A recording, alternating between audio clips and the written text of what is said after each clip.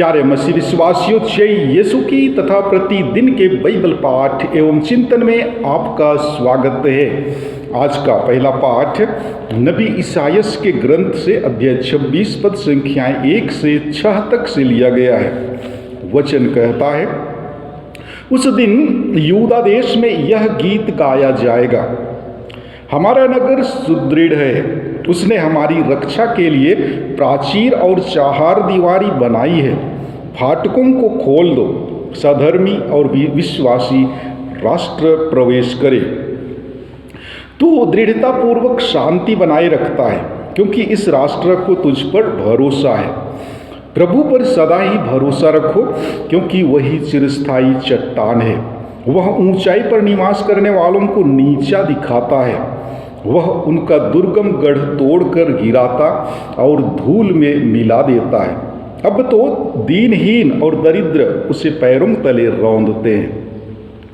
प्रभु की वाणी, ईश्वर को धन्यवाद। और आज का सुसमाचार संत मत्ती के अनुसार पवित्र सुसमाचार अध्याय 7 पद संख्याएं 21 से लेकर 24 से तथा 27 तक से लिया गया है।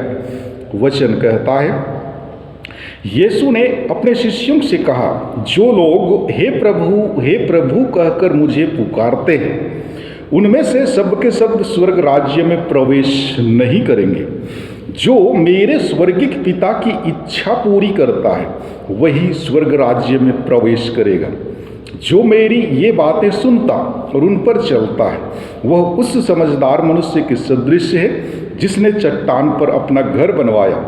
पानी बरसा, नदियों में बाढ़ आई, आंधियां चली और उस घर से टकराई, तब भी वह घर नहीं ढहा, क्योंकि उसकी नींव चट्टान पर डाली गई थी।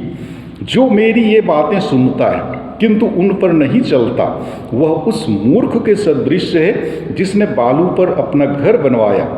पानी बरसा, नदियों में बाढ़ आई, आंधियां चली और उस घर से टकराई। वह घर ढह गया और उसका सर्वनाश हो गया। प्रभु का सुसमाचार। हे ख्रिस्त, तेरी स्तुति हो। प्यारे मसीही विश्वासियों, एक कहावत है, शिकारी आएगा, दाना डालेगा, जाल बिछाएगा वाली कहानी केवल तोतों पर नहीं बल्कि हम लोगों पर भी खरी उतरती है। हम लोगों के जीवन में भी तोतों की मूर्खता साबित होती है। प्रभु की शिक्षा को, अच्छाई को जानना ही काफ़ी नहीं है, हमें उस शिक्षा के लायक जीना भी चाहिए। प्रभु कहते हैं, हे प्रभु कहने वाला स्वर्ग नहीं जाएगा। जो मेरे इन उपदेशों को सुनता और उन पर चलता है, वही स्वर्ग राज्य में प्रवेश करेगा। प्यारे भाइयों एवं बहनों, ईश्वर की प्रज्ञा और कीर्ति महान है, क्योंकि आज के नबी के शब्द, प्रभु पर सदा भरोसा रखो, क्योंकि वही चिरस्थायी चट्टान है। ईश्वर के सामने दीनहीन व्यक्ति सुरक्षित है। जैसा नबी बतलाते हैं कि प्रभु ने हमारी रक्षा के लिए प्राचीर और चार दीवारी बनाई है। प्रभु पर भरोसा रखने वालों को प्रभु सुरक्षित रखते हैं। सुसमाचार में हम पाते हैं कि जो केवल वचनों से ईश्वर की दुहाई देता और ईश्वर के वचनों का पालन नहीं करता, वह सुरक्षित नहीं है, क्योंकि उसकी नींव बालू पर है, उसके विश्वास की नींव गहरी नहीं है।